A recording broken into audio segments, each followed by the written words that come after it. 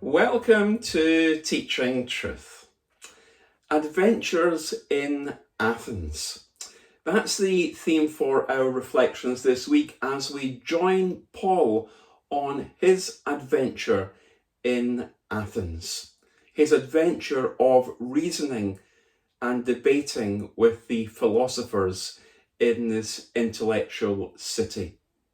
In our reflections on Monday, we thought about the city of Athens, the people of Athens, and the idols that were prevalent in Athens. And yesterday we thought about the culture of Athens and how the culture of Athens is not poles apart to the culture in which we are called to go today.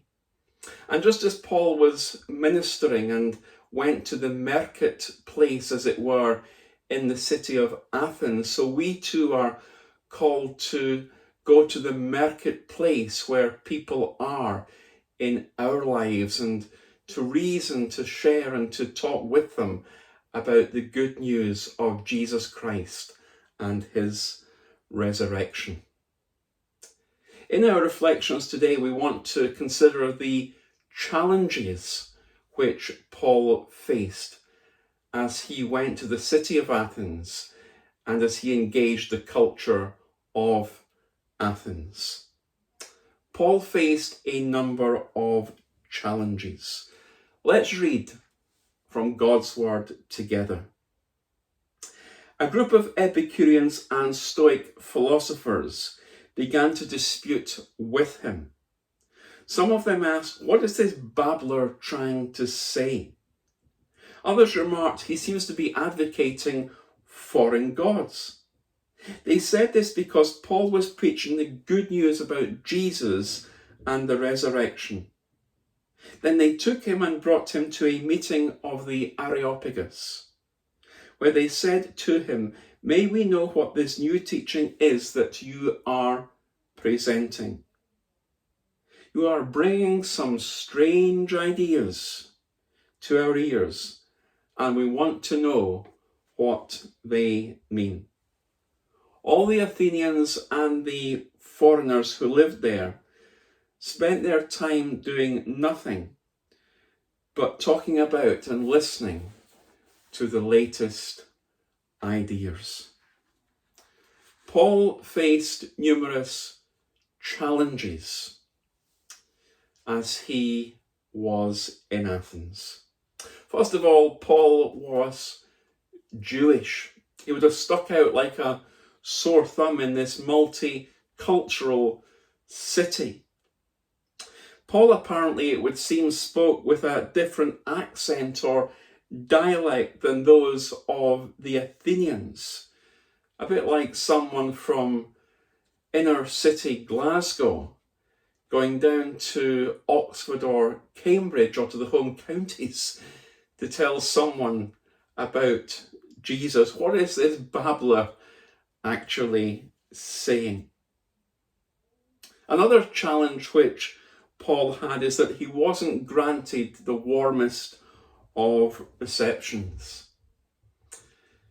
Luke records for us as we read through the book of Acts that Paul had many opportunities to share the good news of the gospel of Jesus Christ. But up until this point, there wasn't a record that he ever had reached or won a single soul for Christ in Athens.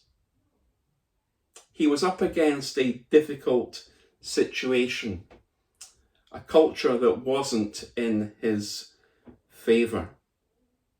Sure, some engaged in dialogue and the philosophers engaged intellectually at that level with him, but nowhere do we read that any of them became believers and disciples in Jesus Christ.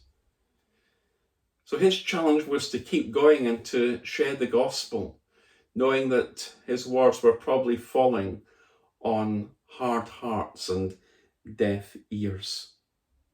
He also faced a challenge in that the people wanted to hear something new, but necessarily didn't want to act on the knowledge they had received.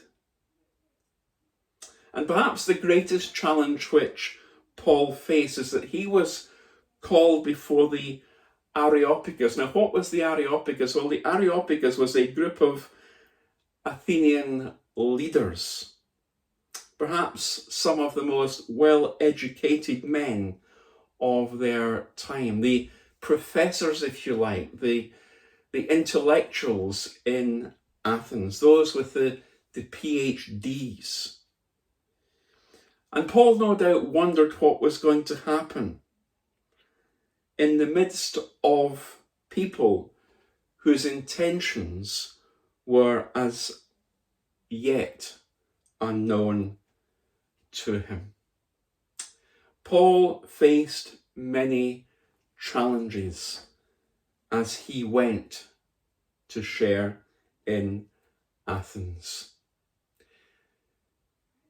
And we will face many challenges too as we go to share in the Athens where God leads us to, with the people to whom God leads us to. Whether it be the professors, those who have PhDs, or ordinary men and women, we will find and we will discover that the gospel is a stumbling block. But we ought never to water down the truth and the reality of God's word. See, we cannot rewrite the Bible to appease a culture that needs the Bible. Let me say that again. We cannot rewrite the Bible, and ought never to rewrite the Bible to appease a culture that needs the Bible. Paul faced not a small number of challenges as he went to share with the people, with the learned men, with the philosophers, with the professors in Athens.